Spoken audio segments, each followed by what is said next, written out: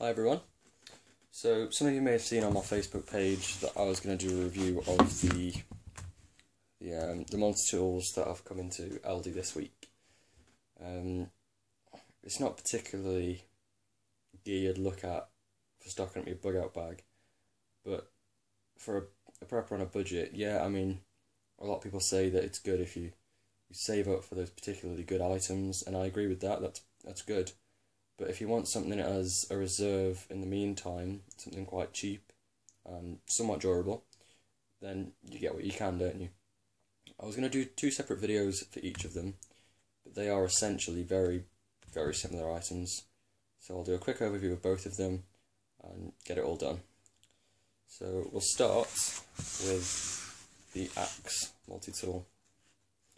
So as you can see, it comes in a nice canvas pouch, Velcro fastening.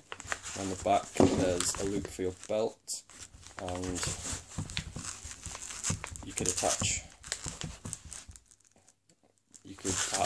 put a molly strap there, attach it to your molly strapping on your rucksack. Okay,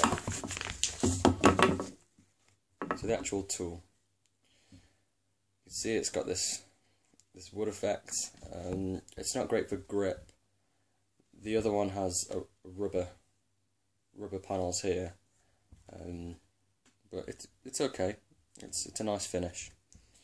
So on the actual axe, it's got a rubber tip there. Let me just take that off.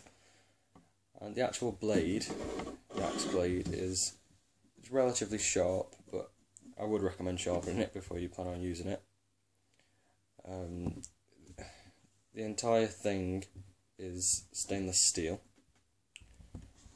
and there's block hammer on the back, and it offers pretty durable. I mean, I wouldn't bet my life on it, but something small, chopping little bits of wood, kindling, etc., it would be okay. Okay, now the other tools. You can see you've got a knife blade there. Again, somewhat sharp, but recommend a sharpen. It's a little bit stiff as well. I've got a saw blade there, and that's quite sharp. I tested that out earlier. Did a great job sawing through wood. I'd say that's probably one of the best tools on the multi-tool. Okay. You also got another kind of saw there, and this one has measure on the reverse side.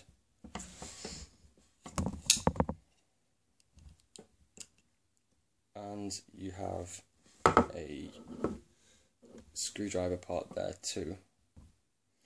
And I just had to pause the video because the screwdriver is quite difficult to get out from its position, which is a problem. I couldn't get out with my nails and my fingers. I had to use the other multi-tool to pry it out. It looks pretty good. If you can see, you probably can't because you know it's got focusing problems. But the actual Phillips head looks a bit worn already. I haven't even used it yet. Yeah, but obviously it's cheap gear, so we can't expect perfect. And that's it for that tool.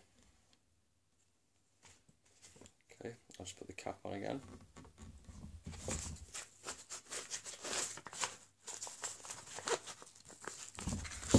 I'll move on to this one. Again, canvas sheath, Velcro loops. Okay, now this tool, you've got the hammer and I can never remember what they're called. They're the one for prying out the nails. Again, quite durable, stainless steel. A bit of weight to it. Then there's the rubber grips as well.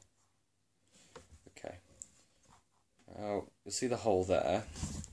That is actually pliers and wire strippers. And what you do is you take the handle here, you push down, you pull back there, and then you've got pliers and your wire strippers. That's quite good. I haven't actually tried stripping any wire or anything with it yet. Okay, now onto the tools. Again, you've got a somewhat sharp knife you need to sharpen.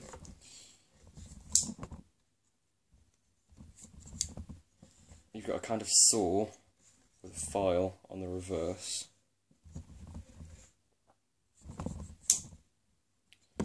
You have a smaller blade tucked up here, this little lip here. You pull that out. That's a flathead screwdriver. And that one's very well hidden.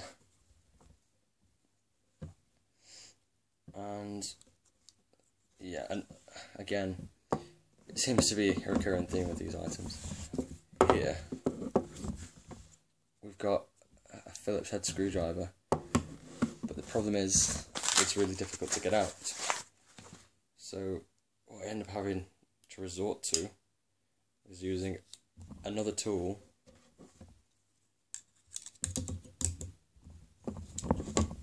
and prying it out. And then you'll notice when you pry it out, it's in a really awkward position. So then you have to reconnect that there, and it's still quite awkwardly placed. This Phillips head is in a much better condition, doesn't look worn, doesn't look used or chipped.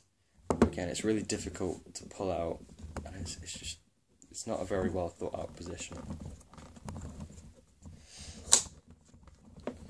But as we all know, you get what you pay for at the end of the day.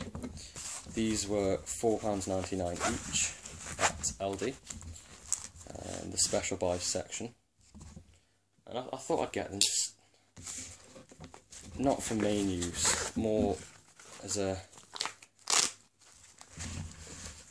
very much for a reserve. And I just thought it'd be good to put it out there that you can get gear for cheap. I mean, you're probably best looking on eBay for older gear that's perhaps second hand. But if you want first hand, you don't want to buy online, there are ways you can get cheap gear. But obviously, as we've seen, there's problems, there's flaws, and you do get what you pay for. But all in all, pretty good bits of kit, good for backup. Probably stick one of them at the bottom of my bug out bag, just as a spare. So that's all. Thanks for watching.